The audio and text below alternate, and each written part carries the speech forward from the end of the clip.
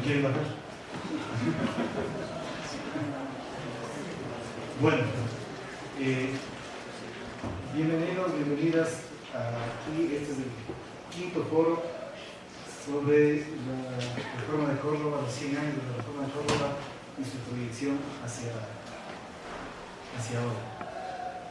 El día de ayer, los foros giraron alrededor de ubicación histórica, de la reforma, etc. El primero y el segundo sobre el contraste, ¿no es cierto?, entre la reforma de Córdoba y la actual situación de la Universidad Ecuatoriana, sí, pero un poco más generales. En la mañana de hoy hubo una presentación, un debate sobre el movimiento estudiantil, de la Politécnica fue, en relación con Córdoba también, pero un poco diferente. Hoy en la tarde fue la investigación, un poco inspirándose también en la cuestión de la reforma de Córdoba, y este último debate, este último foro, se gira alrededor de la vinculación, o sea, lo que en Córdoba se llamó la misión social de la universidad, que es, ahora se resignifica, con todo lo que implica una resignificación, el proceso de vinculación, ¿no es cierto? Entonces, el moderador es el compañero, colega del Departamento de Ciencias Sociales, profesor del Departamento de Ciencias Sociales, Raúl Chingre, y él va a presentar a los ponentes. Así que bienvenidos.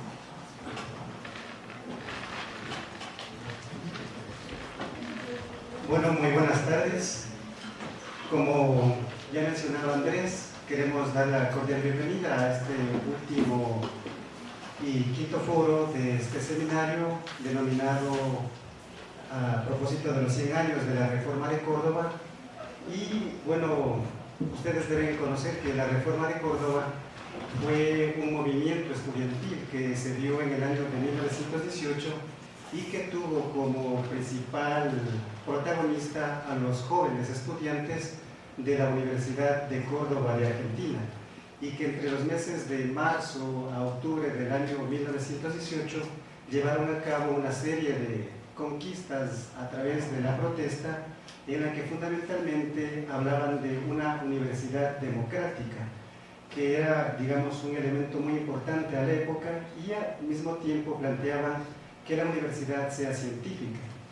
Y otras conquistas que luego en América Latina las universidades hicieron eco, entre ellos la autonomía universitaria, el cogobierno estudiantil y entre otras demandas, ¿no?, que finalmente se va a constituir en un movimiento de características latinoamericanas. Entonces, bajo este panorama general, el departamento ha organizado estos 5 foros conversatorios precisamente para tomar en cuenta la memoria histórica de este gran movimiento estudiantil, y en ese sentido el objetivo de estos conversatorios tiene como propósito recordar, actualizar la memoria de la protesta estudiantil, pero al mismo tiempo discutir la vigencia de los planteamientos al momento del siglo XXI y más directamente con la Universidad Ecuatoriana.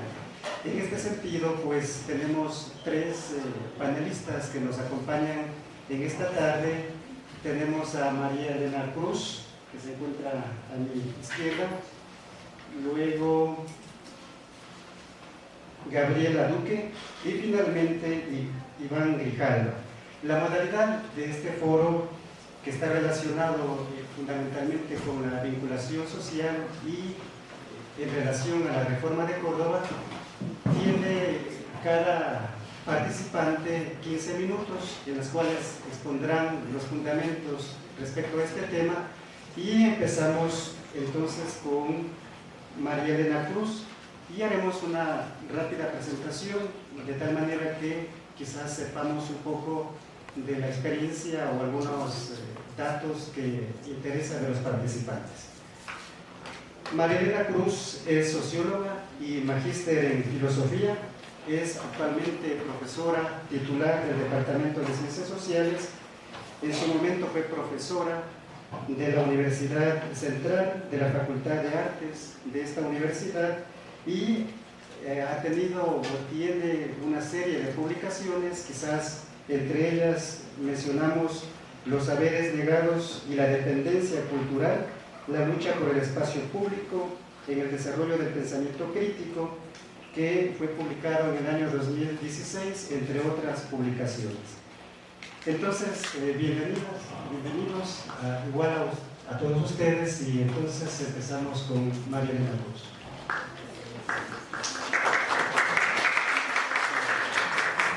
Gracias. Muy amables por la invitación, gracias por la organización de estos seminarios que son siempre importantes dentro de la universidad. Ese debería ser el fin de una universidad, ¿no es cierto? El tema de organizar seminarios y tal, en el que los principales protagonistas sean los estudiantes y los académicos. Bueno, a mí me ha tocado hablar sobre el tema de la vinculación o la importancia de la vinculación social dentro del contexto del Grito de Córdoba o la Reforma de Córdoba. A mí me gusta llamarle más Grito de Córdoba. Para hacer este pequeño comentario, esta pequeña reflexión, hablé con una de mis ex colegas de la Facultad de Artes y amiga mía de la vida, que se llama Elena Pasionaria Rodríguez, y ella me aportó con el tema de las imágenes y algunas ideas, porque dentro del ámbito académico ya el tema del Grito de Córdoba ha sido muy importante, y en la academia yo soy una de las personas que considera que las ideas no le pertenecen a nadie, las ideas se dialogan y se transmiten, ¿sí?, a los estudiantes, y también los estudiantes nos dan ideas a los profesores para seguir construyéndolos. Entonces, vamos a decir que este Grito de Córdoba tiene una coincidencia muy oportuna con nosotros, este seminario quiero decir, porque se da justamente en el momento en que el Estado ecuatoriano quiere recortar el gasto al aporte a la educación pública, y eso, digamos, va en contra de lo que sería una reforma que se luchó en 1918 por los estudiantes de esta universidad, de un lugar además muy rezagado de Argentina, que en la época era Córdoba, un lugar todavía con economía feudal, y su universidad estaba vinculada al clero. Sí, entonces los estudiantes que ya pertenecían a las clases medias, la incipiente industrialización que vivió Argentina por la migración, se vio obligado, ¿no es cierto?, a gritar. Por eso es el Grito de Córdoba. En esta imagen, si es que le pasamos, Carlita, por favor, que nos había dado incluso Andrés, dice: la juventud argentina de Córdoba a los hombres libres de Sudamérica. Como ustedes pueden ver, aquí sí dice hombres libres de Sudamérica, porque todavía estamos a inicios del siglo y los movimientos feministas se estaban recién forjando. Sin embargo, este movimiento de Córdoba va a ser muy importante para comprender posteriormente lo que han sido varios movimientos de reivindicaciones a nivel humanista, ¿sí? Porque como ustedes deben saber, en la Revolución Francesa, que se dio en 1789, el grito, digamos, de la revolución era el grito del hombre y del ciudadano, ¿sí? Ese grito del hombre y del ciudadano durante el siglo XX, las luchas del siglo XX han sido el grito de mujeres y hombres, de ciudadanos y ciudadanas, y se ha ido democratizando aparentemente la universidad. Entonces vamos a decir que una de las misiones de la universidad debe ser establecer el ámbito académico como aquel espacio donde primen las preguntas más que las respuestas. Aquí habemos profesores, algunos ya jubilados, gracias por la presencia, profesores que estamos a medio camino, tal vez profesores que recién están llegando a las universidades, y hay que saber que en el ámbito académico no hay verdades, ¿sí? En el ámbito académico hay diálogo, ¿sí? Entonces el objetivo, ¿no es cierto?, es reflexionar acerca de la situación de la universidad y comprender que ha habido ciertos cambios a lo largo del siglo XX, y estos cambios han sido profundamente dolorosos en algunos aspectos para las universidades, y sobre todo para las universidades públicas, ¿sí? Entonces, uno de esos cambios ha sido cualitativo. En el ámbito académico, académico se ha pasado de la construcción de saberes y de conocimientos a una cierta proliferación o reproducción de discursos competitivos que hoy oferta la universidad. Verán, la competencia es un discurso que lamentablemente se ha introducido dentro de las universidades como una meta de los seres humanos. El competidor que tiene éxito. ¿Y en qué se traduce ese éxito? Se traduce en el dinero. Y el tema es que la universidad deja de ser un lugar para formar el pensamiento, que es su misión, ¿sí? A partir precisamente de las preguntas, para degenerar en un lugar que reparte títulos, ¿sí? Que da títulos, que vende títulos, y lamentablemente eso no sucede solo en las universidades privadas, sino que eso ha sucedido en este país recientemente en la Universidad Central del Ecuador, que fue pública la denuncia de venta de títulos. Entonces el tema es, ¿qué es lo que estamos formando? ¿Sí? Entonces aquí el grito de Córdoba tiene una huella, porque como bien dice Raúl, ¿no es cierto? Ya de ese grito han pasado 100 años, pero la experiencia está flotando en las aulas universitarias. La experiencia la han llevado profesores que ya se han jubilado, la experiencia la llevamos profesores ahora, la experiencia la tienen ustedes como estudiantes. Entonces el grito de Córdoba me parece que tiene que ver más con el tema de la dignidad de la persona, ¿sí? El grito de Córdoba tiene que ver con aquello que se llama acción, con aquello que en política se llama construir mundo. Entonces, la construcción del mundo va a proponer, ¿no es cierto?, situar a la universidad dentro de lo que sería su fin primordial. El fin primordial de la universidad empezó a generarse a partir del siglo XII, XIII y que se consolidó en el siglo XV, es pensar. Esa es la finalidad de la universidad, esa es la misión social de una universidad, pensar, ¿sí? Entonces, para que eso se haga efectivo, para que sea posible pensar, tenemos que dejar de lado los dogmas, porque el tema es que los dogmas se vinculan con lo que serían los prejuicios, ¿sí? Entonces, un prejuicio es aquello malsano para el humanismo, ¿sí? Entonces, un prejuicio, ¿de dónde sale? Un prejuicio sale, por ejemplo, del chisme, que es lamentable hoy en las universidades. Estamos viviendo ahorita en la Politécnica y ustedes son estudiantes aquí, y nosotros, muchos profesores y los colegas que tal vez vienen también de experiencias de otras universidades donde hay elecciones, es que no son debates amplios, académicos, debates en los que hay un proyecto en la universidad, que es la lucha de la reforma de Córdoba.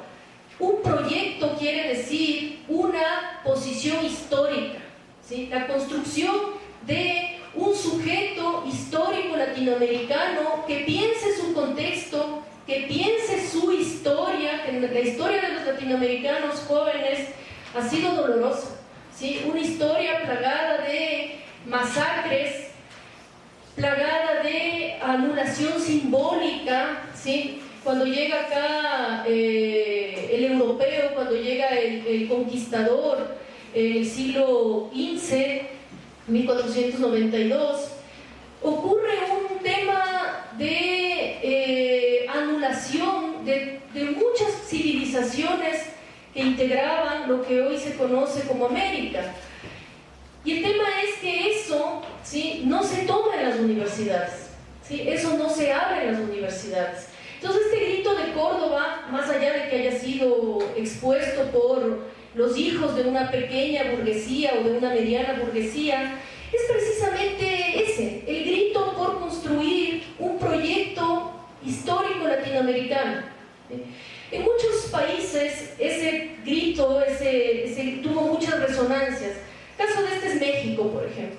En México el grito de Córdoba tuvo una resonancia inmediata y sobre todo, yo digo, en el campo del arte, que es uno de los campos más amados por mí, porque los estudiantes empezaron a juntarse, ¿sí?, y empezaron a partir de este manifiesto liminar de la reforma universitaria de Argentina, empezaron a pensar empezaron a proponerse, ¿sí?, dudas entre los estudiantes, precisamente mostrando que la vinculación de la universidad con la sociedad es la libertad, es proponer la libertad a un pueblo, ¿sí?, a un pueblo que por siglos ha estado sometido al dominio de la lógica del conquistador.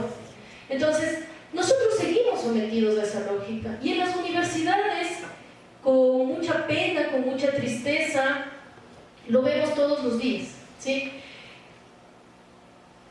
Por ejemplo, exceso de especialización, ¿sí? Eso hace que las personas, que ustedes, ¿sí?, se formen dentro de lo que sería la lógica, disculpen la comparación, pero solo para que ustedes vean la imagen, la lógica del caballo al que le tapan los ojos, ¿sí?, le tapan los ojos de lado, ¿sí? Y cuando el caballo tiene que salir corriendo, corre, pero no puede ver lo que sucede a su alrededor. Esa es una de las imposibilidades de pensar, porque para pensar es necesario tener en consideración la totalidad, ¿sí? Entonces, cuando a los estudiantes, por ejemplo, hoy la universidad les ubica en esta lógica de exceso de especialización, el estudiante pierde de vista lo que sucede alrededor. Entonces, vienen a las aulas a aprender y hacer 100 ejercicios de álgebra, de cualquier, digamos, bueno, ecuaciones, yo qué sé, ¿sí? Pero jamás les enseñan a cómo se organizan las relaciones que han dado lugar, ¿sí?, a aquello que es, por ejemplo, una ecuación, un ejercicio. Y más ahora, jóvenes, que estamos atados a lo que sería esta tendencia de confiar más en la tecnología informática que en nuestro propio pensamiento. Entonces, claro, en el Grito de Córdoba, en el Grito de Córdoba, ¿sí?, o a partir del Grito de Córdoba, salen caricaturistas, excelentes caricaturistas, y dice: desastrosos los tiempos en que los locos sirven de guía a los ciegos. Esta caricatura hace alusión a un teatrero, creo que el teatrero más importante de la modernidad, que es William Shakespeare, en una de sus obras más hermosas que se llama El Rey Lear. Entonces, desastrosos los tiempos en que la locura del dinero guía a aquellos a los que no nos pueden dejar mirar más allá. Esos son tiempos desastrosos, ¿sí? Entonces, la lógica esta que está imperando hoy, la lógica del éxito, la lógica de yo no puedo sin la internet, de yo no puedo sin el PowerPoint, ¿sí?, de yo no puedo pensar porque tengo que hacer copy-paste, ¿sí?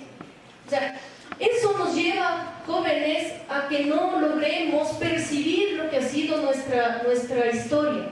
Entonces, es triste, por ejemplo, ver ahora en los libros de colegio, y eso les digo a mis estudiantes, ¿cómo mandan a leer Guasipunco? Un libro que muestra el dolor de lo que han sido estos actos de dominación, ¿sí?, estos actos de conquista, estos actos de deshumanización. ¿Cómo les mandan a leer Guasipunco? Un párrafo y luego la siguiente imagen es investigue. ¿Investigue qué? ¿Sí? ¿Investigue qué? ¿Sí? Entonces, hoy lamentablemente la investigación, ¿sí?, se da por el lado de investigar y llenar formatos, ¿sí? A los profesores nos tienen horas de horas sentados llenando formatos, ¿sí? Eso no es investigación. La investigación, que es la misión de la universidad, ¿sí?, es una de las misiones de la universidad, esa y la vinculación social implica hacer pensar, ¿sí? Eso es investigar, motivar a que la gente pueda pensar para alcanzar algo que ha sido, digamos, disminuido en el discurso de la democracia, que es la libertad. Solamente analicemos esto, ya para concluir, que ya, como dijo ayer el doctor Delgado, porque el árbitro ya nos da poco tiempo, entonces, solo para ponernos a pensar.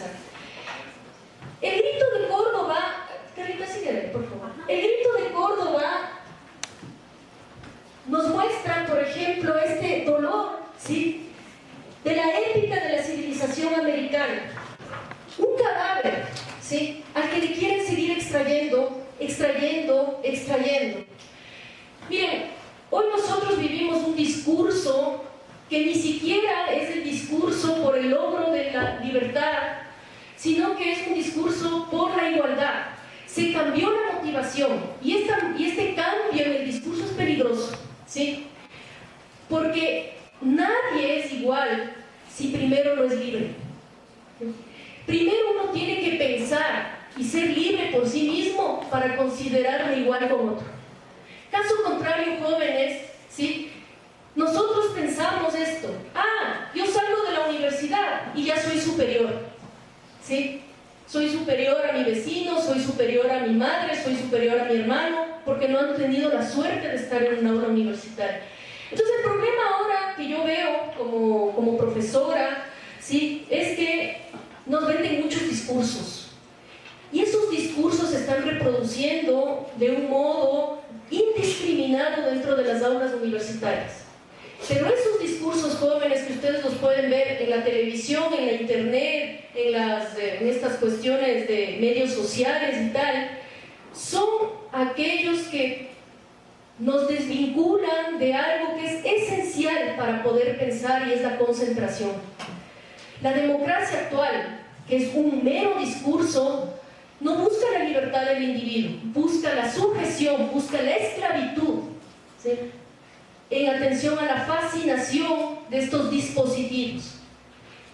Aquí está el profesor Jorgito Loza, que alguna vez me contó que a los estudiantes les habían quitado la calculadora, ¿no? Les había dicho: guarda la calculadora para hacer un ejercicio. Y no habían podido. ¿Sí? Porque, jóvenes, es triste decir esto, y ya con esto concluyo, para decirles que la misión de todos nosotros es hacer que la sociedad piense. Porque sin pensar, ¿sí?, este grito de Córdoba queda en una pura hazaña de hace 100 años. El grito de Córdoba tiene que ser la invitación a pensar por nuestra libertad, por construir un proyecto de universidad, porque es de las universidades donde sale el proyecto de un país, ¿sí? Entonces,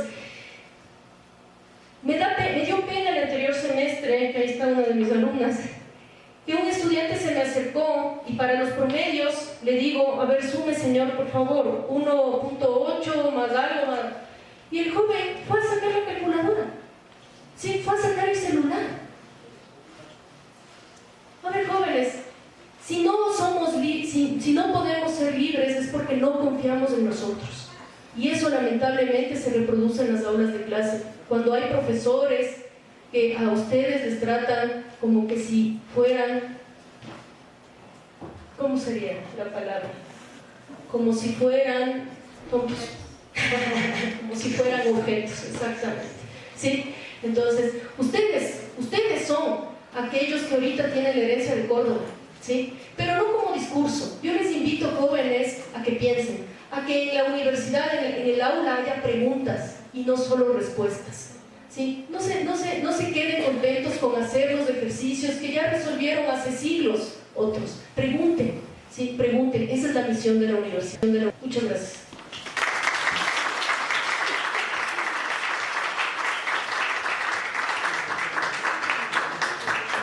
Gracias, María Elena. Seguidamente tenemos la participación de Gabriela Duque Orozco. Actualmente es directora de vinculación con la sociedad de la Universidad Central del Ecuador. Se encuentra realizando estudios en el programa de doctorado en Humanidades y Ciencias Sociales por la Universidad Pública de Navarra en España. Además, es magíster en estudios socioambientales por la Facultad Latinoamericana de Ciencias Sociales, sede Ecuador. Dentro de la actividad docente se destaca como docente titular a tiempo completo en la Universidad Central. Al mismo tiempo es coordinadora de vinculación con la sociedad de esta misma universidad. Y bueno, tenemos acá una cantidad de obras publicadas. Entre ellas destacamos Agentes que facilitan la incorporación de la nacionalidad guaraní y la economía de mercado, que es un proyecto, entendemos, de investigación actual. Bienvenida a este foro.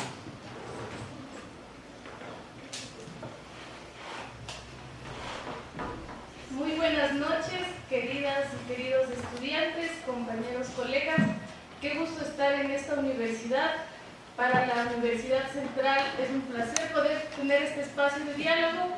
Reciban un cariñoso saludo de nuestras autoridades, quienes están a la expectativa de saber cuál es el pensamiento de la Universidad, de la Escuela Politécnica Nacional, respecto a estos 100 años de gesta, de pensamiento libertario de las universidades.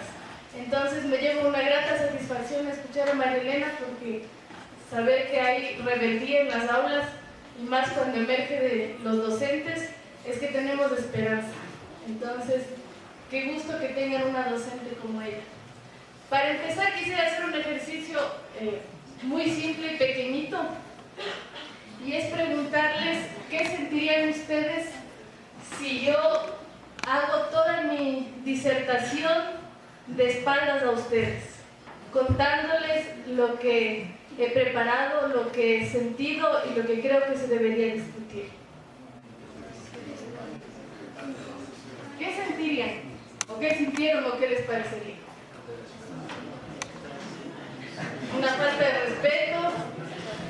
Creo que primero por el tema cultural que ya se maneja aquí, no tendría la atención, porque aquí estamos acostumbrados a hablar viendo a los ojos o viendo a la gente. Capta la atención cuando se dirige al público, entonces si está a espaldas perdería mucha atención y lo tomaríamos a veces como una falta de respeto. Pero también debemos tomar en cuenta que si usted tiene un buen desempeño oral y se mantiene con una gama de ideas y de pensamientos en los cuales nosotros nos mantenga interesados, no importa si no le vemos o si usted está de espaldas, mientras lo que usted esté hablando sea interesante y sea importante para nosotros, va a tener representatividad y nosotros le seguiremos escuchando, o sea, eso no importa. Muy bien, ¿alguien más quiere hacer un comentario? ¿Saben qué? Una curiosidad, si está prendido las láminas, no importa cómo se ve. No importaría. Quería... Si no pasa por el Facebook. Quería evocar lo que las universidades muchas veces hacemos con la sociedad, y es darle la espalda. No sé si ustedes, las universidades públicas existimos porque la sociedad, en este caso la sociedad ecuatoriana, ha decidido que parte de su presupuesto, que se paga a través de impuestos y otros medios, sea destinado a que hoy un grupo de jóvenes y de gente esté discutiendo sobre temas que son importantes para el desarrollo social.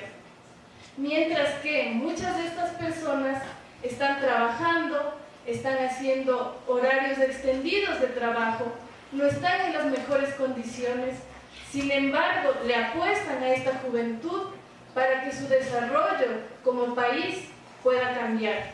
Entonces, la primera oportunidad que tenemos como universidades es reconocer este voto que la sociedad hace a nosotros y a nosotras, y deberíamos sentirnos orgullosos de estudiar en una universidad pública. Yo he escuchado a algunos jóvenes que dicen que les tocó estudiar en una universidad pública porque no vieron los recursos o porque no alcanzaron los puntajes, etc. Cuando al contrario deberíamos ser tan orgullosos de decir que somos formados con el sacrificio de hombres, mujeres, de campesinos, de campesinas, de mujeres y madres que dejan su trabajo para que nosotros podamos estudiar. Entonces, creo que esta es la primera oportunidad importante. Como sociedad, y en este caso he tratado de contextualizarla como la ecuatoriana, creo que la vinculación le da a la sociedad la oportunidad para recuperar simbólicamente la inversión que hace en educación superior. Entonces, no es que las universidades vamos a ayudar a la gente a mejorar su calidad de vida, a mejorar sus condiciones, vamos a sacar de la chistera un montón de soluciones. Más bien lo que vamos a hacer es que estas personas recuperen de alguna forma, por eso le hemos puesto como simbólica, que toda la inversión que hacen en ustedes, en nosotros, sirve para poder generar sus propios modelos de desarrollo. Entonces, cuando vamos a hacer vinculación, que en este caso la ley obliga que en el caso de los jóvenes sea de 160 horas, que a nosotros como docentes nos asignan cierta cantidad de horas para poder facilitar los proyectos, no estamos haciendo un favor, realmente estamos permitiendo esta recuperación simbólica de lo que la sociedad hace. Después, creo que otra oportunidad que tiene la universidad pública es garantizar que los conocimientos del aula sean útiles y correspondan a una realidad concreta. ¿Qué es lo que decía María Elena justamente? Aquí en las aulas nosotros podemos demostrarles hasta cómo se resuelve el fin del mundo, cómo se puede llegar a conocer la existencia más divina, pero solamente en la práctica concreta es donde podemos evidenciar que lo que muchas veces les cuenteamos en las aulas es útil para la vida.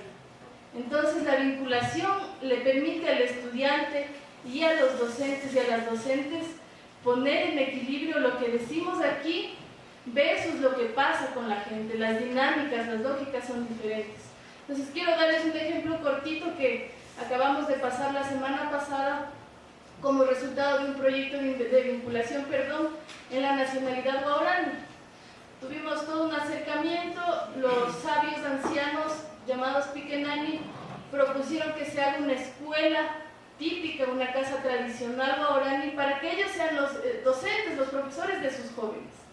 Entonces, articulamos a la Facultad de Arquitectura este proyecto y cuando ellos fueron dijeron, ok, podemos regresar en enero, porque vamos a tomarnos septiembre, octubre, noviembre para planificar, para organizar el equipo y demás. A los 15 días de esta reunión que tuvimos en septiembre, nos llamaron y nos dijeron, en 15 días empezamos la construcción de la casa. ¿Van a venir o no van a venir? Y claro, los tiempos de la universidad y esta lógica de primero planifico, después organizo, después compruebo, etc., no son los mismos de la gente. Entonces a los compañeros de arquitectura no les quedó más que ponerse botas y agarrar machete y regresar a la comunidad y aprender sobre la construcción de una casa típica, en la que no se necesitaron planos, no se necesitaron escuadras, no se necesitó ningún otro tema tecnológico, sino el conocimiento de la gente que sabe la diferencia entre asentar una casa en tierra plana cercana al río que en una loma, cerca de diferentes árboles o no, cerca de ciertos animales o no. ¿Por qué las hojas tienen que tener tal diámetro? ¿Por qué deben estar formadas en 3 y no en 2 o en 1? ¿Por qué los palos deben ser de tal madera y no de otra? ¿Me entienden? Esa fue una experiencia para la gente de arquitectura realmente valiosa para ver si es que lo que estaban recibiendo en las aulas era realmente lo que necesitaban aprender o si es que nos estamos olvidando de contextualizar bien la realidad.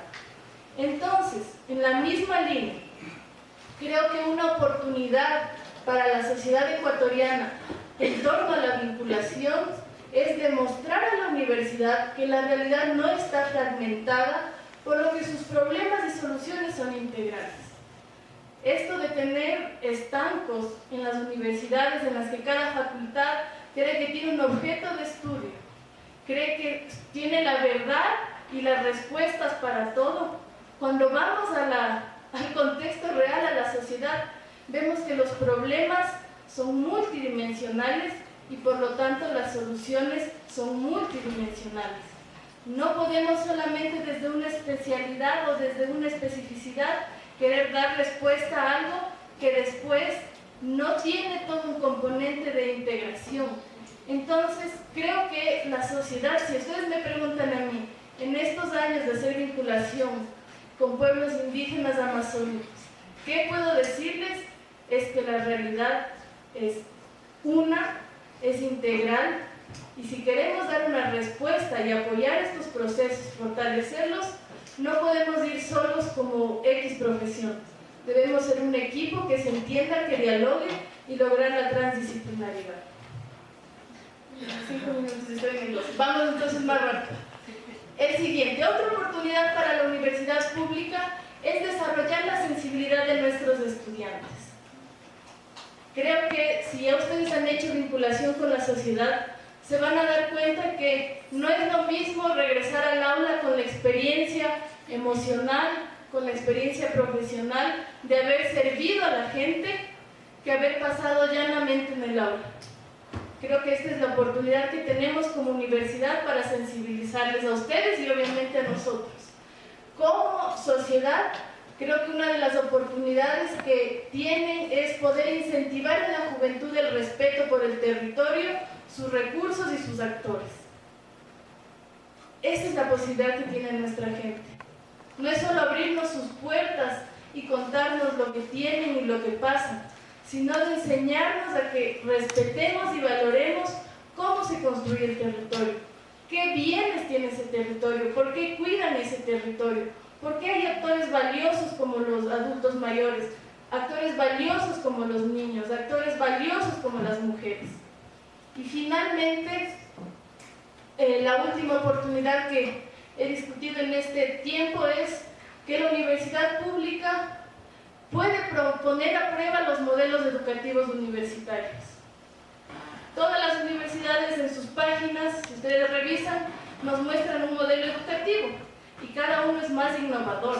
Casi que nos dicen que vamos a salir estrellas iluminadas que van a pasar por cualquier espacio profesional y las cosas van a ser perfectas. Pero cuando vamos al territorio, ponemos a prueba estos modelos. Y creo que la universidad debe tomar esto muy en cuenta para retroalimentarse, para orientarse mejor, para poder responder bien a la demanda de la sociedad. Y por lo tanto, la oportunidad que veo para la sociedad en base a esto es que puede potenciar sus lógicas propias de desarrollo. No hay un modelo de desarrollo. No hay solamente el modelo del cazador y los cazados. No hay un solo modelo y creo que la sociedad tiene unas formas espléndidas de demostrarnos cómo organizarse, cómo superar dificultades, cómo fortalecerse. Y cuando hacemos vinculación nos enseñan eso. Hay pobreza, sí, pero medida desde dónde, porque hay gente feliz. Hay pobreza, sí, pero hay niños que pueden disfrutar bañándose en ríos limpios, disfrutando de un aire limpio, disfrutando de comida saludable, versus lo que los modelos nos dicen, que es tener mucho dinero, tener mucho éxito, tener muchas mujeres, ser hermosa, bella, de 1,80 m para poder ser feliz. Entonces, creo que la sociedad tiene mucho que enseñarnos y las universidades deberíamos ser más humildes para poder entender y escuchar. Y además deberíamos pensar que somos la sociedad. Nuestras madres, nuestros padres, nuestros abuelos, nuestros tíos conforman la sociedad. Y si la universidad le da la espalda a esa gente, nos la estamos dando a nosotros mismos. De parte de la Universidad Central, un fuerte abrazo para ustedes. Muchas gracias.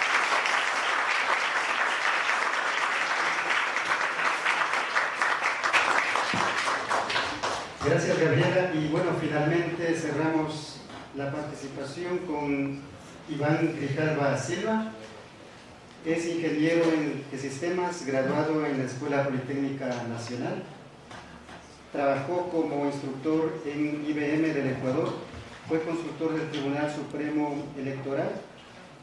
Además, obtuvo el título de máster en Administración Pública en la Universidad de Delaware, Estados Unidos. Y entre otras actividades ha sido consultor de diversas organizaciones tales como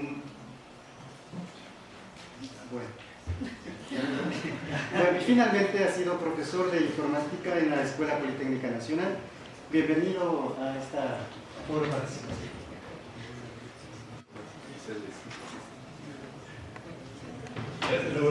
Buenas tardes a todos. Con gusto compartir este foro con Gabriela Marilena. Yo he propuesto una temática que se llama la misión social de la educación superior a través de historias del siglo XIX, es decir, el siglo anterior a Córdoba. Vamos a conversar un poquito acerca de unas historias que se entrelazan por allí. Pasemos de Córdoba. Ese es el volcán, el cráter del Huahuapichí. Como ustedes conocen, tiene una parte que está abierta hacia el occidente, un volcán activo. Este volcán fue alcanzado, digamos, llegaron a la parte superior, a esta partecita de la derecha que se ve allí.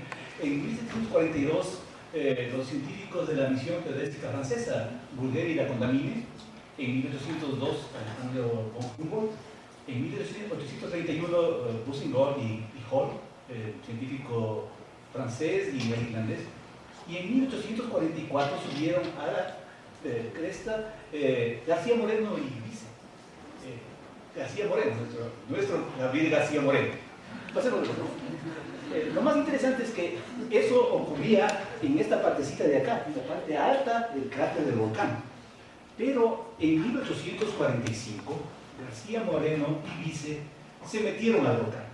Este volcán tiene 1,5 kilómetros el cráter tiene 1,5 kilómetros de diámetro y más o menos 700 metros de profundidad. Entonces, hasta donde se sabe, fueron las primeras personas que se metieron al volcán, tomaron muestras de los gases, documentaron todo lo que pasaba allí y, por supuesto, casi mueren en el intento. Pero no contentos con eso, lo volvieron a hacer en 1857. Entonces, ese es el Gabriel García Moreno del que hemos oído hablar a lo largo de la historia. Pasémosle, por favor. No contentos con eso, en 1849, García Moreno y Vice se subieron, bueno, García Moreno solito, Vice se quedó en las faldas del volcán Sangay, que estaba en erupción. Y García Moreno, un joven de 28 años, se subió hasta la mitad del volcán a recoger muestritas de las piedritas que estaban cayendo, ¿no es cierto? Ok, ¿quién era este señor? Pasemos. Gabriel García Moreno, de él hemos oído hablar bastante, ¿no es cierto? Fue presidente del Ecuador, fue católico y su vida y muerte está determinada por estos nombres de por acá: Faustino Rayo y Juan Montalvo. Todos hemos oído que mi pluma lo mató, ¿no es cierto? Ok. Lo que seguramente no hemos oído es que era un estudiante prodigioso, tal vez más inteligente que todos nosotros, seguramente más inteligente. Al terminar la escuela en Guayaquil, ya hablaba latín y tuvo que venirse a Quito porque no había colegios en Guayaquil. Por eso le mandaron a Quito a que estudie, porque había el único colegio que más o menos podía continuar su caso. Fue abogado, en 1845 se graduó de abogado y entró a la política. Y como todo político, tiene amigos y enemigos, ¿no es cierto? Lo cual le llevó a que vaya exiliado a Francia en los años 1855 y 56, donde, ya vamos a ver, se dedicó a estudiar ciencias, por esas cosas extrañas de la vida, yendo a París.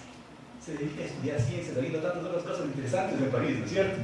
Bueno, fue admitido como miembro de la Sociedad Geológica Francesa en 1857 por los trabajos que había hecho en el volcán Pichincha y en el Sangay. Regresó e inmediatamente una persona que viene estudiando en París, adivine qué le pasó. Le nombraron rector de la Universidad Central del Ecuador y simultáneamente, sin ser PhD, imagínense, simultáneamente le nombran alcalde de Quito. Entonces este hombre era genio, pero realmente estaba dedicado a un montón de cosas. Y luego, como seguía siendo político, fue elegido senador y allí fue presidente de la Comisión de Instrucción Pública.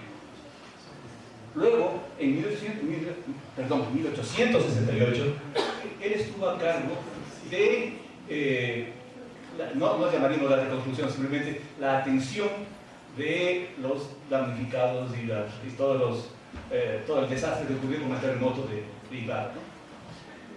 ¿Quién era Sebastián Viz? Era profesor de García Moreno en el colegio de Quito, donde vino estudiando. La historia de Viz es fantástica, también muy linda. Era un francés, ingeniero de caminos, que por esas cosas de la vida llegó al Ecuador, contratado por el gobierno ecuatoriano para diseñar y construir caminos. En esta época le llamaríamos un contratista del Estado, ¿cierto? ¿Y qué pasa con los contratistas del Estado? No les pagan. Exactamente eso le ocurrió a mí. Por lo tanto, le tocó dedicarse a ser profesor. Entró de profesor en un colegio. Suena parecido, ¿no es cierto? No ha cambiado nada en Ecuador en 150 años. Y siendo profesor, se encontró con este señor y entre los dos empezaron a desarrollar una amistad y se metieron a los volcanes y recogieron muestras de plantas y, por lo tanto, se convirtió en científico. Vamos a ver hasta dónde llegó la ciencia de ese señor. Bien, va a ser Europa. En París hay muchas cosas interesantes que hacer. Arte, todo el tema de la libertad, la revolución, vinos, comida, la música, los salones, la bohemia. Nada de eso le interesaba a García Moreno. ¿A qué se dedicó? A estudiar. Se fue a estudiar ciencias en la Sorbona, en la Universidad de París, la clásica Universidad de París. ¿Cómo llegó un señor que era abogado a estudiar ciencias en París? Básicamente por los contactos, ¿no? Por los amigos. Lo que llamaríamos ahora las palancas. Exactamente. Este señor Bossingor era uno de los que escaló el Pichincha y llegó al borde del cráter y le amaba a América y llamaba al Ecuador, y llamaba a la vulcanología y ese tipo de cosas. Era un químico y en esa época era profesor de la Universidad de la Sorbona y además era presidente de la Academia de Ciencias de Francia. Y García Moreno llegó recomendado y se presentó a ese señor y admitieron. Un tipo de 35 años, era García Moreno, que era abogado y que empezó a estudiar ciencias, química, física, cálculo, todo ese tipo de cosas, ¿no es cierto? ¿Qué más hizo allí? Aparte de estudiar en la universidad, las tardes se dedicaba a trabajar en un laboratorio privado de otro profesor de esa misma universidad, el señor Pelus. Ese señor era el presidente de la Casa de la Moneda de París, de Francia, donde se hacían las monedas, ¿no es cierto? Entonces, gente experta en metales, ese tipo de cosas. Una de las cosas interesantes es que le contagió el gusto por la ciencia, la química experimental y ese tipo de cosas, y el gusto por la aplicación de las ciencias a la industria. Entre otras cosas, los profesores de la Sorbona, alguno de ellos había dicho esto: el grado de civilización de un país puede medirse en litros de ácido sulfúrico producido. Es decir, mientras más produce, significa que tiene más industria, ¿verdad? Y el Ecuador está en grado cero. En ese momento el Ecuador no producía nada de ácido sulfúrico. Tampoco ahora. Ahí seguimos. Bien, pasemos. Regresó, fue rector, fue presidente de la comisión de discusión, etcétera, etcétera. Y fue configurando, García Moreno, lo que podríamos llamar el pensamiento acerca de la educación superior. Leámosle rápidamente, decía. La universidad no solo debe enseñar jurisprudencia, medicina y teología, que eran las carreras que se ofrecían en esa época, sino otras carreras útiles para la República. Algo más. ¿No decía qué más? Algo más. El Ecuador tiene una naturaleza muy rica, pero no conocida. Aquí parecería que estamos escuchando exactamente lo que había dicho Humboldt 50 años antes. Es decir, vivimos en medio de riquezas, unas riquezas que no conocemos. El conocimiento científico es fundamental para hacer los descubrimientos que benefician al país. Por lo tanto, hay que dar educación científica tanto en los colegios como a nivel superior. Si los chicos no vienen con la preparación necesaria, va a ser completamente infructuosa la educación que reciban a nivel superior. La formación científica debe ser amplia, debe incluir matemáticas, ciencias básicas como la física, química, biología, ciencias naturales como la botánica, zoología y geología, y sus aplicaciones prácticas de la agricultura, minería, industria, lo que ahora llamaríamos ingeniería, ¿cierto? Y un tema interesante, para los médicos es indispensable la formación en ciencias exactas y naturales. Conceptos como temperatura, presión, son conceptos físicos, ¿verdad? La farmacología, etcétera, tiene que ver con el ejercicio de la medicina. Pasémoslo. Bueno, vamos a dar un salto grandote. Vamos a irnos a Estados Unidos a inicios del siglo XIX. Allí habían estas universidades privadas dirigidas por congregaciones religiosas, específicamente Harvard y Yale, que formaban a las élites de ese país. A inicios del siglo XIX empieza a darse un proceso migratorio desde la costa este hacia el medio oeste. Y empieza a colonizarse toda esta zona del medio oeste. Allá llega en el año 1833 ese señor, Jonathan Turner, como profesor de religión, literatura, oratoria, griego y latín, a una institución que se llamaba Illinois, botada allí en medio de las planicies del medio oeste. ¿Qué características tenían estas poblaciones? Los famosos pioneros. Es decir, personas que habían llegado allá en busca de una mejor vida, ¿no? Y sus preocupaciones eran básicamente la supervivencia, cómo conseguir agua, cómo construir una casita, cultivar, cuidar a un ganado, protegerse de las amenazas que existen. La educación que existía para esa época, estamos hablando de religión, literatura, griego, latín, oratoria, no le servía para nada a esta población. Entonces, este señor, Jonathan Turner, se propone encontrar una forma mejor, un modelo de educación que le sirva a la gente. Se pasan años, en el año 1850 presenta un plan de la creación de universidades públicas para las clases populares, es decir, para esos agricultores, labriegos que andaban por allí. Y el concepto fundamental es este, ¿no? La educación y el conocimiento deben ser accesibles y útiles para toda la humanidad. Entonces, ¿qué es lo que propone? Universidades públicas, vamos a ver después acá. Okay. Universidades públicas abiertas a todos quienes buscan el conocimiento y superación sin distinciones. Acceso universal. Enseñar todo lo que sea útil para la vida, todas las ciencias y artes. Que la enseñanza sea práctica, es decir, que no sea intelectual, sino relacionada con la vida de la gente. Que haya una experimentación permanente, porque había todo por descubrir. ¿Qué semillas de pongo? ¿En qué suelo debo cultivar? ¿Cómo proteger, etcétera, a los bienes? Difusión amplia de los resultados, colaboración con todos los sectores de la sociedad y autonomía universitaria.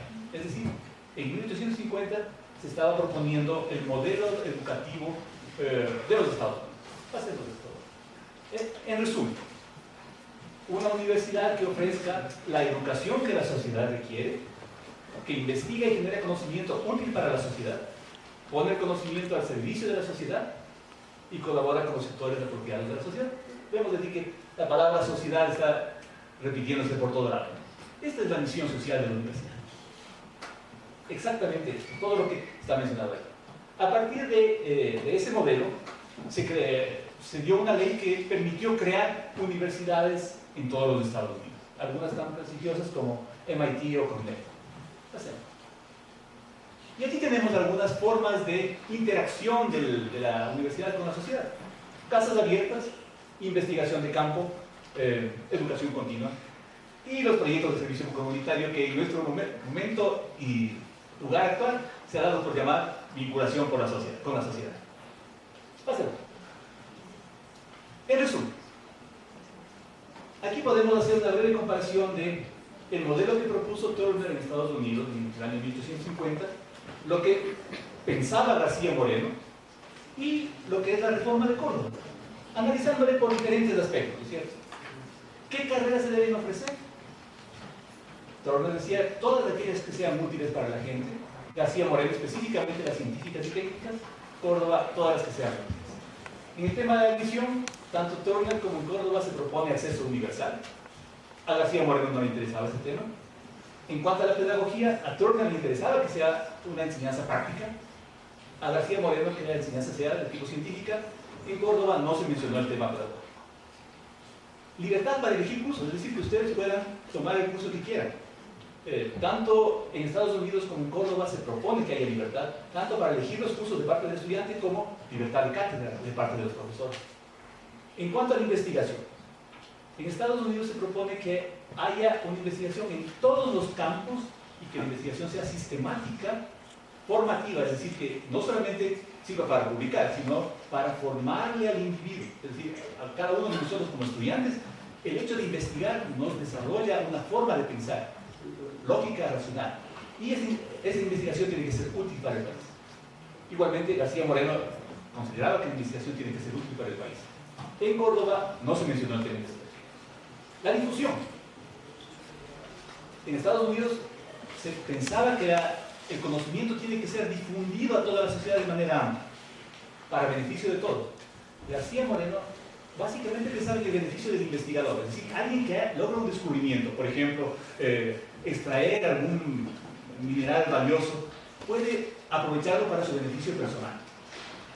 En Córdoba se pensaba que también, aquí faltaba que tiene que ser una difusión amplia también para todos los sectores sociales. La capacitación o la educación continua. Se hace énfasis tanto en Estados Unidos como en Córdoba. Acá García Moreno no lo tomó en cuenta. Colaboración con los distintos grupos sociales. Aquí hago énfasis en el tema distinto, no solamente con grupos específicos, sino con toda la sociedad. Turner y en Argentina se plantea que debe haber una colaboración de la universidad con los distintos sectores sociales. Colaboración con el gobierno. Ese era el objetivo fundamental de García Moreno, la universidad que trabaje directamente con el gobierno. Pasemos por favor.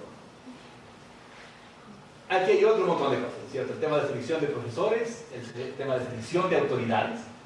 En Córdoba se propuso, por ejemplo, que los profesores sean seleccionados por concurso de méritos, mientras que en Estados Unidos sigue habiendo la designación, perdón, por concurso público en Argentina, mientras que en otras partes se sigue pensando en la designación en base a méritos, es decir, se busca un profesor que tenga las competencias necesarias para dictar una cátedra. El tema de autonomía. Para Estados Unidos y para Argentina era fundamental que haya autonomía universitaria. Para García Moreno exactamente lo contrario, la universidad no podía ser autónoma, tenía que estar dirigida por el gobierno. En cuanto al financiamiento, los estudiantes que dirigieron el Grito de Córdoba no lo pensaron. En Estados Unidos, tanto y García Moreno igualmente, sí pensaron en mecanismos de financiamiento. En Estados Unidos el financiamiento tiene que ser diverso, por todas las fuentes posibles. García Moreno pensaba específicamente en un financiamiento por parte del gobierno. Que exista un sistema de universidades, es decir, no solamente crear una universidad, sino que existan universidades en cada estado. García Moreno pensaba en una sola universidad para el país, la Politécnica. Por supuesto. En el gobierno de la universidad, es decir, en Córdoba se planteó el cogobierno, en Estados Unidos se planteó las juntas directivas que son autónomas, independientes. García Moreno, pues él tenía que poner al rector, ¿cierto? Lo más interesante, ¿cómo fue el proceso de construcción de estos modelos? Conocemos que en Córdoba la propuesta fue hecha por un grupo de estudiantes que se rebelaron contra las condiciones de la enseñanza de esa época. García Moreno, él propuso solito, él se inventó un modelo de educación superior que lo tenía en su cabeza y sí, no lo consultó a nadie más. Por eso es que una vez que murió García Moreno, la Politécnica desapareció, porque a nadie, es decir, los agricultores, los comerciantes, los pequeños industriales, todos ellos participaron y les interesaba que exista una universidad que les sirva a ellos. Por lo tanto, esas universidades han prosperado a lo largo del mundo. Finalmente, tenemos un documento formal. En el caso de Córdoba tenemos el manifiesto original, que es pequeñito, 2 páginas. En el caso de Estados Unidos existe un documento grande, unas 40 páginas, donde se escribe absolutamente todo de cómo tiene que ser la universidad. Y lamentablemente en el caso de García Moreno no existe un proyecto, es decir, existen unas cuantas ideas sueltas, regadas en diferentes proclamas, en diferentes discursos. No se dio en ese momento un proyecto nacional de qué tiene que ser la Universidad de Guatemala. Bien, entonces, las conclusiones las podemos sacar directamente, ¿no es cierto? No les voy a cansar, podemos discutirlo más adelante. Muchas gracias.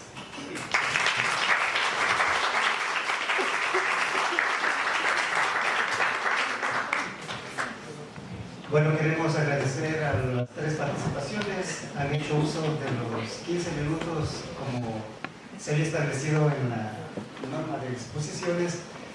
Y uno de los objetivos de este seminario es que a partir de estos foros, conversaciones, pueda abrirse el debate o la discusión precisamente a partir de los puntos que han reflexionado, en este caso, las 3 personas que expusieron. Entonces ahora mismo conviene al público, a ustedes, que puedan hacer uso de la palabra, y creo que el uso de la palabra también expresa en el fondo un acto también de democracia, porque a partir de las exposiciones se puede optar por interrogar, se puede optar por realizar comentarios o también por estar a favor o generar puntos de conflicto. Y eso es precisamente lo que interesa en este momento. Entonces, con esta idea de que los jóvenes, como se expresaba acá, tomaron la palabra, hicieron uso de la protesta como una forma de reivindicar lo que ellos querían, entonces, con esa misma argumentación, digamos que les animamos a tomar la palabra, a interrogar sobre esta temática que se ha planteado. Entonces, ¿quién se anima?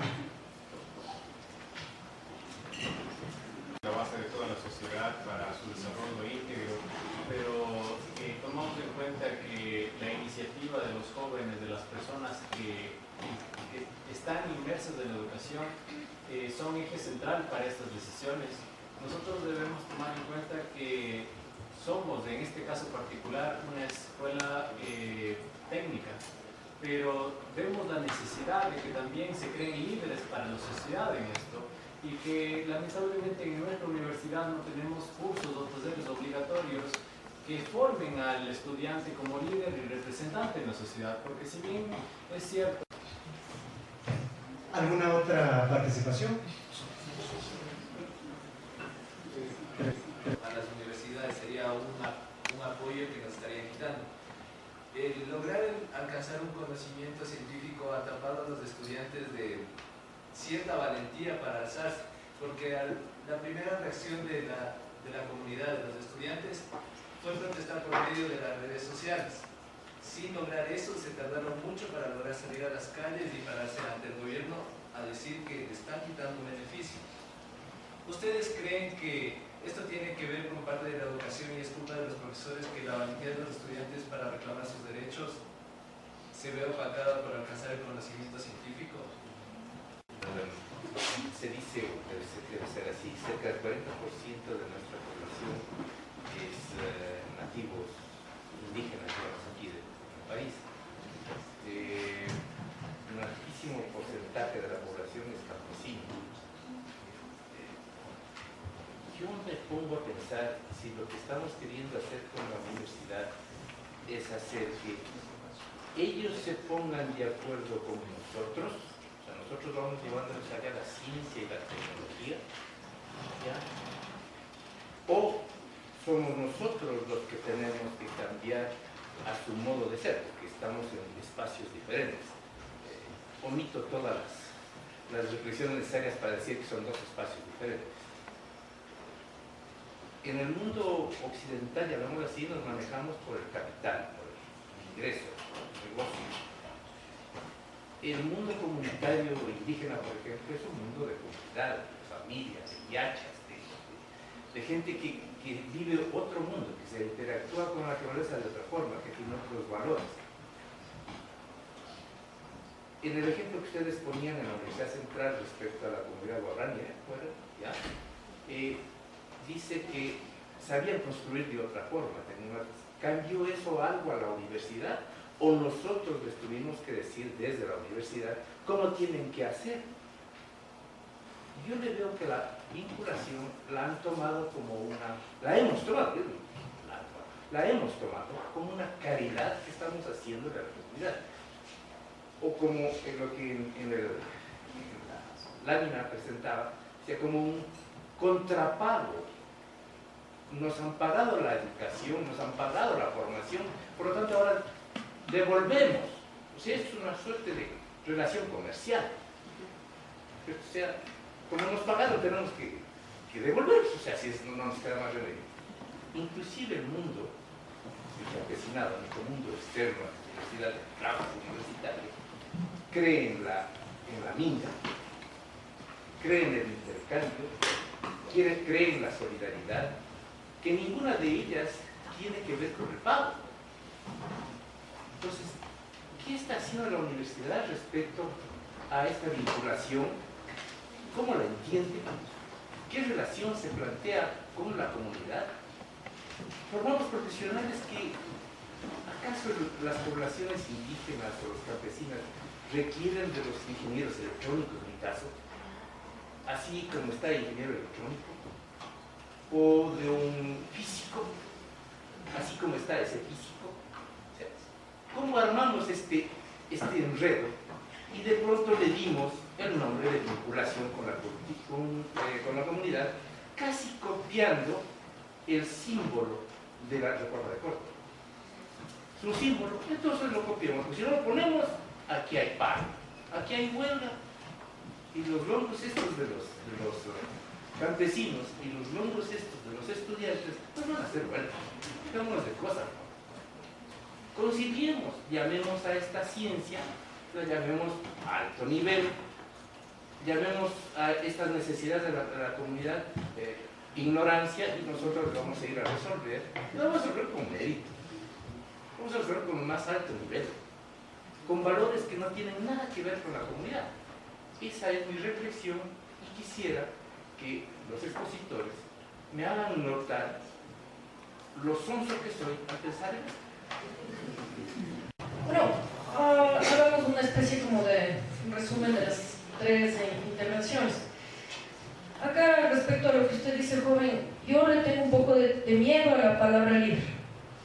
Yo le podría explicar, ¿no es cierto? Hace no mucho hicimos unas ponencias de Cuenca, me parece, y ahí justo expliqué el tema del peligro del líder en la sociedad. Porque, verá, el líder a mí me da la idea del que guía a aquellos que no saben cómo guiarse, ¿sí? Entonces, un líder, ¿sí?, es definitivo, o su necesidad es definitiva en una sociedad altamente ideologizada, altamente masificada, ¿sí?, altamente sujeta al miedo, ¿sí? Entonces, si alguien aquí necesita un líder es porque tiene miedo de enfrentar aquello que es la vida, ¿sí? Entonces, el tema hoy es de muchos simulacros, ¿no? No me acuerdo cuál se refirió, del mundo real. El mundo real es este. O sea, como dicen en la película, bienvenidos al mundo real, ¿sí? Estamos en el mundo real, esto no es un simulacro, ¿sí?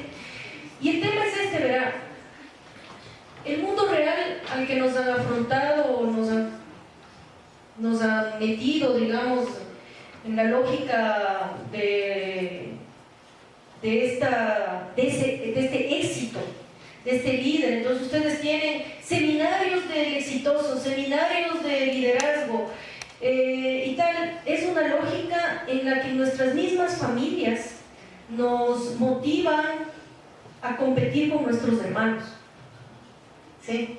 Entonces, el ganador, ¿sí?, él ganó, ¿sí? Y si es que usted tiene un hermano y su hermano siempre es el ganador, ¿qué va a querer usted respecto de su hermano? Que se muera. ¿Sí?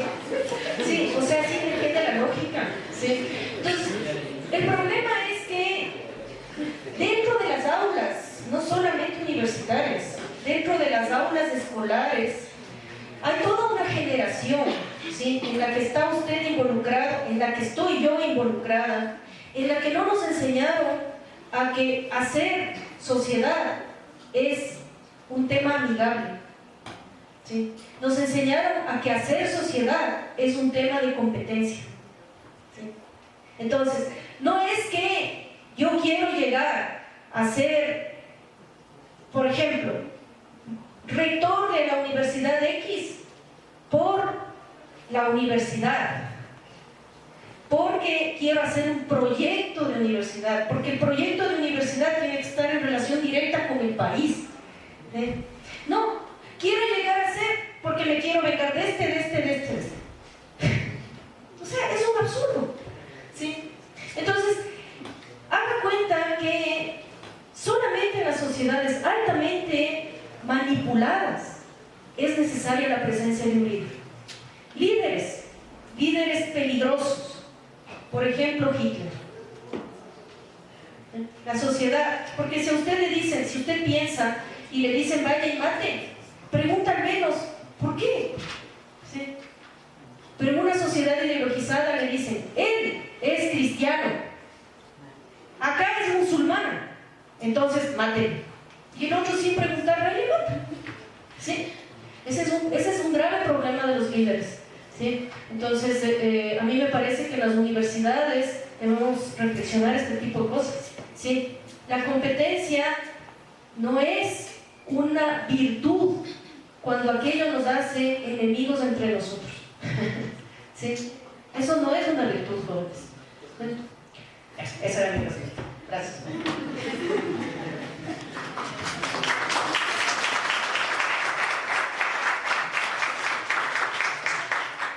Vamos a ver si mi memoria a corto plazo funciona para tratar de como argumentar algunas de las cosas que planteamos. Creo que hay que tener como súper claro que el modelo educativo es un modelo político y los gobiernos a lo largo de la historia nacional y mundial siempre tienen un modelo político que es el que da línea a cómo va a ser la educación. Si ustedes ven las escuelas del milenio, por ejemplo, son un modelo político que en los sectores dispersos del país lo que ha hecho es generar concentración. No sé si ustedes han escuchado de los protectorados o de las reservas, son por lo general indígenas. Entonces, ¿qué se hacía? Se junta la gente que está dispersa, haciendo creer que la dispersión es mala, se junta la gente y es una forma de adoctrinarlas, de sacarlas de sus contextos y por lo tanto de alinearlas más fácilmente al modelo social de desarrollo. Entonces, lo que estamos viendo como universidad no es una casualidad. Cuando vemos, por ejemplo, que hay mucha discordia al interior de la universidad, que hay un partidismo al interior de la universidad, cuando vemos que hay pugna de poder al interior de la universidad, o por ejemplo el tema de que en el caso de la universidad son decanos, no sé si aquí también se llaman decanos, pero no se eligen sino que se designan. Entonces le designaron al que no me caía tan bien, entonces yo empiezo a irme en contra, o esta persona no tenía los méritos suficientes, pero como era amigo del rector, entonces está en un puesto en el que se necesitan muchas habilidades, y eso lo debemos a un modelo político que justamente busca esta ingobernabilidad para que tengamos una sociedad no contestataria y a la que se le puede abusar de las formas que se necesiten. Entonces sí necesitamos jóvenes rebeldes, jóvenes que quieran ir más allá de solamente recibir la clase e irse a su casa, sino realmente jóvenes que quieran organizarse, que quieran discutir, que no estén aquí por un compromiso, por una nota o una obligación, sino porque les interesan estos temas, porque sueñan con una sociedad para sus hijos y para sus generaciones en las que no tengamos miedo, en la que la nota no nos condicione, en el que el hecho de que el profesor me puede decir cosas en forma de acoso, pero me tengo que aguantar porque mi mamá me dijo que si salgo de la universidad, si pierdo el año, voy a ser un fracasado. Entonces creo que el modelo responde lastimosamente a un sistema político. Por eso sí creo que cuando nos tomemos el poder en estos espacios como colectivos organizados y con ultravisión, tal vez las cosas funcionen. Sin embargo, de manera muy personal creo que los seres humanos vamos hacia el abismo, lastimosamente, porque si vemos cómo funciona la economía de mercado, somos autoaniquiladores. Entonces, nos comemos porquerías, perdón la palabra, comemos cosas que nos están matando, destruimos nuestros hábitats más saludables y no nos importa y somos felices porque aquí me siento contento. Entonces, esa es la primera cosa respecto a lo que tú planteabas. Ahora, respecto al tema del presupuesto, que el compa del final decía, quiero contarte que estuve en la marcha, acompañé a los estudiantes de trabajo social, porque fue ahí donde empezaron a gestarse el tema de Salgamos, etc. Y primero tenía mucha alegría, porque hace tiempos que no salíamos a las calles. Yo me formé saliendo a las calles, yo me formé gritando por todas las injusticias que veíamos del gobierno.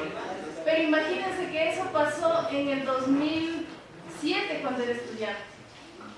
Y 10 años después recién volvíamos a salir a las calles como universidad. Pero algo que me preocupó es que cuando llegamos a lo más cerca del Palacio de Gobierno, cada grupo tenía una idea diferente. Unos querían tomarse la Marín, que no entiendo para qué. Otros querían irse contra la barricada de policías. Otros querían regresar y tomarse la América. Otros decían que ya no hay clases.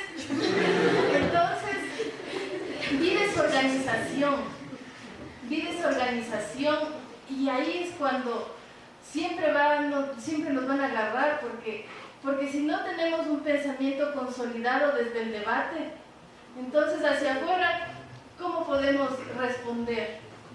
Pero también hay que ser claros que no fue la protesta estudiantil la que le asustó al gobierno.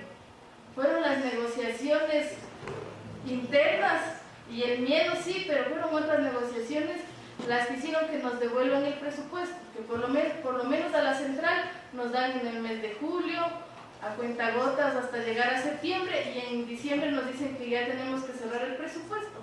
Entonces, esta posibilidad de no reducción, si no va a estar acompañada de un presupuesto oportuno, desde enero, porque tenemos otra lógica, el semestre en la central no empieza en enero, empieza en marzo, entonces si no tenemos los recursos a tiempo, muy difícilmente podemos gestionar adecuadamente la educación superior. Entonces, sí me alegro mucho que salgamos y ojalá sigan organizándose y ojalá sigan discutiendo, porque creo que es un espacio riquísimo, pero también hay que estar conscientes que no puede ser el único, y además que no debemos dejarnos utilizar, porque les escuchaba en el discurso a los estudiantes cuando les preguntaba, bueno, ¿por qué vamos a salir? Decían, porque tal vez ahora no nos perjudique, pero después a nuestros compañeros, por eso pública la recibimos, pública la vamos a dejar, algo así. Y yo les decía, pero desde que soy estudiante no hemos tenido presupuesto. Las bancas que ustedes tienen estaban cuando yo era estudiante. Miren las aulas, miren esto. ¿No? Entonces no es un tema de solamente acoger un discurso, sino realmente de hacer una discusión de qué pasa con la educación superior y cómo el gobierno, en este caso, está invirtiendo en la educación superior. Y finalmente la pregunta del compañero, disculpe si no logré definir correctamente lo que quería decir, pero el devolver a la sociedad lo que recibimos no pasa por un tema transaccional de mercado, sino más bien recuperando esos principios de reciprocidad, del randy-randy, el de ser agradecidos. Yo ayer le decía a mi compañera, cuando uno va a una casa, aunque se lleve un pancito, porque vas a ser acogido. Entonces, creo que esos principios que nos cobijan siempre en las lógicas más pequeñas, la universidad se le olvida, y más bien justo creo que cree eso, ¿no? Que vamos a hacer un favor, que vamos a ayudar, que vamos a resolver el mundo, cuando realmente es un tema de edad, por eso es el randy-randy. Y en el tema finalmente de arquitectura, creo que sí aprendieron, o sea, siento que aprendieron, porque no se metieron en nada, porque ¿qué van a saber ellos de dónde se extraen las hojas, qué palos hay que poner? Más bien han regresado muy agradecidos, están levantando el módulo de arquitectura guaraní para que los niños de la Escuela del Milenio, que el gobierno anterior se le ocurrió poner en plena selva, invertir más de 6 millones, una cantidad enorme de cemento en un lugar donde el cemento no tiene sentido, puedan entender que una forma resiliente de poder vivir son sus casas típicas. Entonces, creo que aprendieron. Muchas gracias.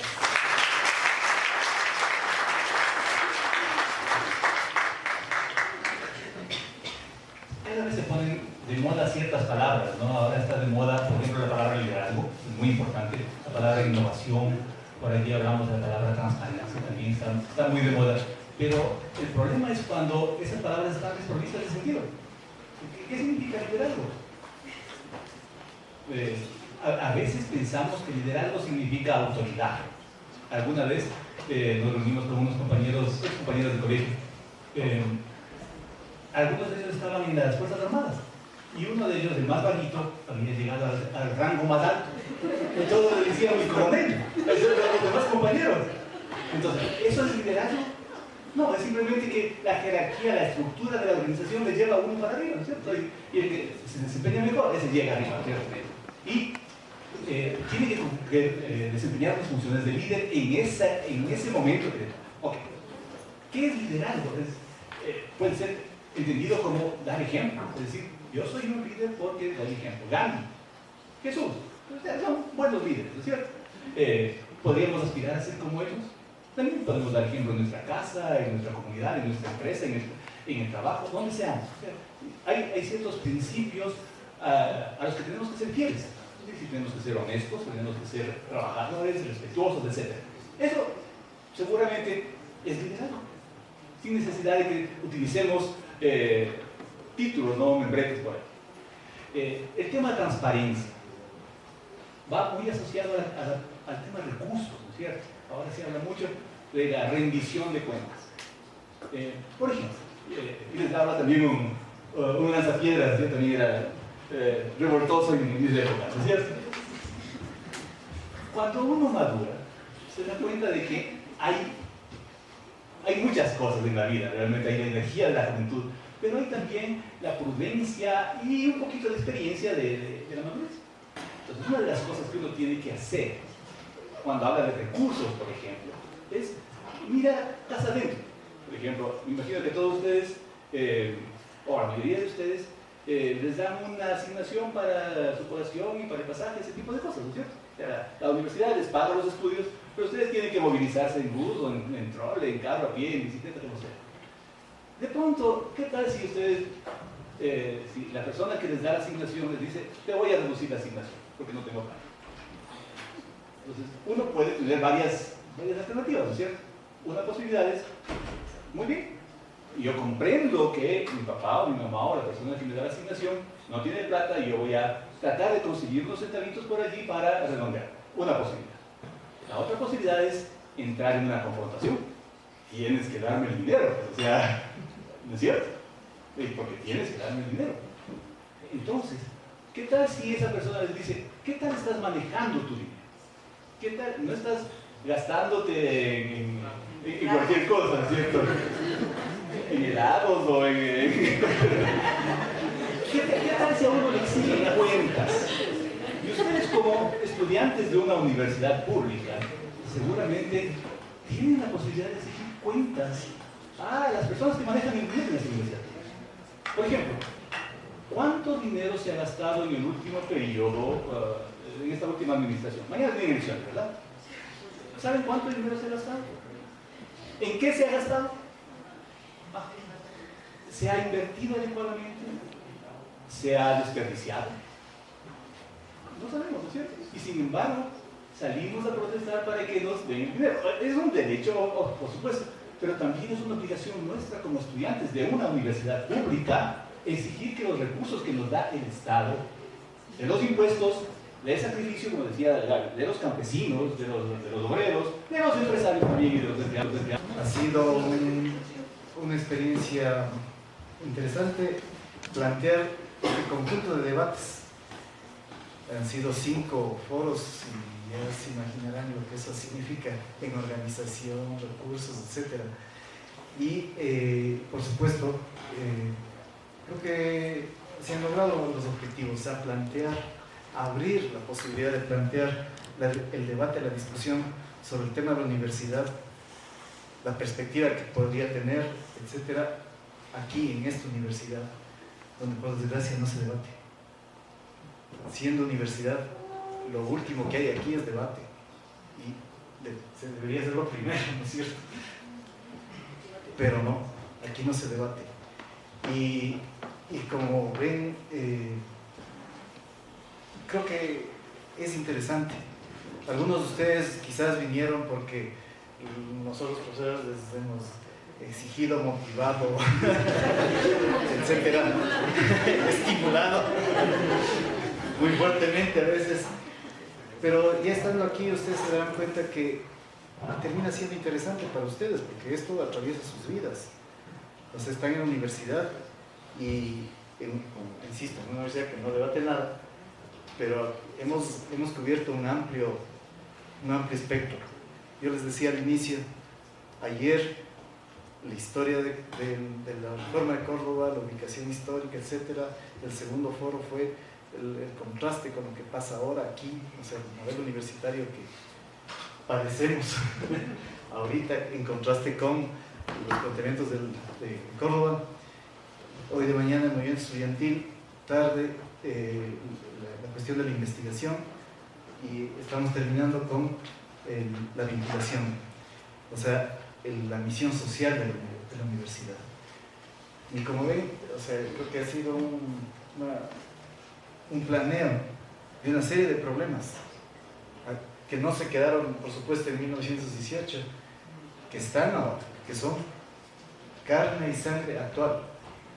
Y que, les insisto, mañana se elige las primeras autoridades de esta universidad. Y lo último que ha habido es esto. Porque incluso en las presentaciones en las que yo pude ver, la presentación es sobre temas súper puntuales, qué pasa con el bienestar estudiantil, qué pasa con los contratos de los profesores, etc. O sea, ese tipo de cosas que son necesarias, sí, claro, pero no hay un planeo así estratégico, ¿no es cierto? Ustedes pueden ver que no hay una propuesta de un proyecto de universidad. Eso es lo que, por desgracia, no existe. Y eso debería ser uno de los ejes centrales de discusión, pues. O sea, ¿qué nos proponen? ¿No es cierto? De aquí a 5 años, ¿qué nos proponen construir aquí en esta universidad? Por desgracia eso no hay. Este ha sido un foro abierto. Los que más han asistido son los estudiantes. Ha habido, por desgracia, muy pocos profesores que han venido porque no se debate. O sea, y eso es parte de una cultura institucional ya que es complicada. Es decir, sin embargo, nosotros creo que como departamento cumplimos en abrir estos espacios y seguiremos insistiendo. Pensamos que es una parte central de nuestra actividad el plantear los debates, el hincar un poco, ¿no es cierto?, que las cosas se critiquen, que haya generación de pensamiento crítico en la universidad, sobre sí misma, sobre su entorno, sobre la realidad, sobre la relación con la sociedad, más aún. Es decir, que nosotros construyamos, apuntemos por lo menos a construir eso, un pensamiento crítico. Así que les agradecemos su presencia, su aguante también, porque ha sido un poco intenso con algunos, veo que han venido a algunos de los foros, y a ustedes también por la participación, y esperemos que, bueno, no sea la última vez, por supuesto, que sigamos debatiendo. Muchas gracias.